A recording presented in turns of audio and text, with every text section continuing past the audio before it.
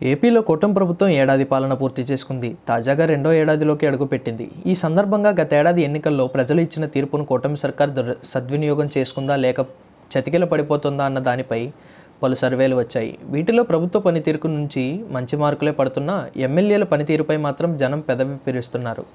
ఈ నేపథ్యంలో ఇవాళ జరిగిన కేబినెట్ భేటీలో సీఎం చంద్రబాబు కీలక నిర్ణయం తీసుకున్నారు. రాష్ట్రంలో కూటమి సర్కార్ అధికారం చేపట్టిన నాటి నుంచి ఎమ్మెల్యేల పనితీరుపై సీఎం చంద్రబాబు సంతృప్తిగానే కనిపిస్తున్నారు. కేబినెట్ భేటీలతో పాటు పలు సందర్భాల్లో ఎమ్మెల్యేలను అవినీతి అక్రమాలకు దూరంగా ఉండాలని, జనంలో ఉండాలని కోరుతూనే ఉన్నారు. అయినా ఇప్పటికీ చాలామంది ఎమ్మెల్యేలు చంద్రబాబు మాటల్ని లైట్ తీసుకుంటున్నారన్న చర్చ జరుగుతోంది. ఇదే విషయం తాజా సర్వేలు కూడా కుండబద్దలు కొట్టేశాయి.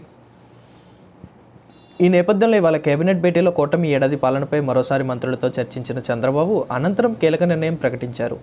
జూలై 1 నుంచి ఎన్డీఏ ఎమ్మెల్యేలని జనంలోకి పంపాలని నిర్ణయించారు.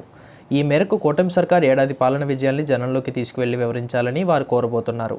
ప్రభుత్వం ఎంత బాగా పనిచేసినా దాన్ని చెప్పుకోవడంలో విఫలమైతే ప్రజలు ఆదరించారనే విషయాన్ని గుర్తించాలని ఎమ్మెల్యేలకు ఆయన సూచిస్తున్నారు. కాబట్టి జూలై 1 నుంచి ఎమ్మెల్యేలను జనంలోకి పంపడానికి వీలుగా కొత్త కార్యక్రమాన్ని చంద్రబాబు ప్రకటించబోతున్నారు. తాజా సర్వేల్లో ఎమ్మెల్యేల పనితీరుపై ఎక్కువగా ఆరోపణలు రావడం, తాను చేయిస్తున్న ఐవీఆర్ఎస్ సర్వేల్లో సైతం ఎమ్మెల్యేలపై ఫిర్యాదులు వస్తుండడంతో ముందుగా ప్రక్షాళన వారి నుంచే మొదలు పెట్టాలని చంద్రబాబు భావిస్తున్నట్లు తెలుస్తోంది. తిరిగి అదే ప్రజల వద్దకు వెళ్ళి తాము చేసిన మంచి పనుల్ని చెప్పుకునేలా, అలాగే ప్రభుత్వం విజయాల్ని సైతం వివరించేలా కార్యాచరణ సిద్ధం చేస్తున్నారు. మరోవైపు ఏపీలో ఆటో డ్రైవర్లకు ముఖ్యమంత్రి నారా చంద్రబాబు నాయుడు శుభవార్త చెప్పారు.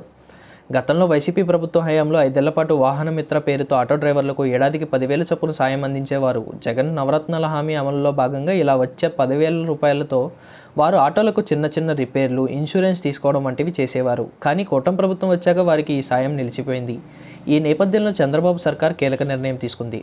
నిన్న కూటమి ప్రభుత్వం ఏడాది పాలన పూర్తయిన సందర్భంగా ఏర్పాటు చేసిన సుపరిపాలనలో తొలి అడుగు సభలో సీఎం చంద్రబాబు ఆటో డ్రైవర్లకు గుడ్ న్యూస్ చెప్పారు. రాష్ట్రంలో ఆగస్టు 15న మహిళలకు ఉచిత బస్సు ప్రయాణం కల్పించే పథకాన్ని ప్రారంభించబోతున్నట్లు ప్రకటించిన చంద్రబాబు అదే సమయంలో ఆటో డ్రైవర్లను కూడా ఆదుకుంటామని వెల్లడించారు. దీంతో ఆటో డ్రైవర్లకు ఊరట కలగబోతోంది.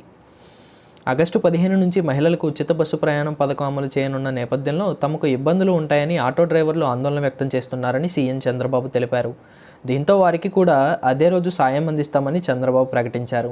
వాస్తవానికి ఇప్పటి వరకు ఆటో డ్రైవర్లకు సాయంపై ప్రభుత్వం ఎలాంటి నిర్ణయం తీసుకోలేదు. కానీ చంద్రబాబు ఉన్నట్లుండి ఇలా ఆటో డ్రైవర్లకు సాయంపై చేసిన ప్రకటనపై చర్చ జరుగుతోంది.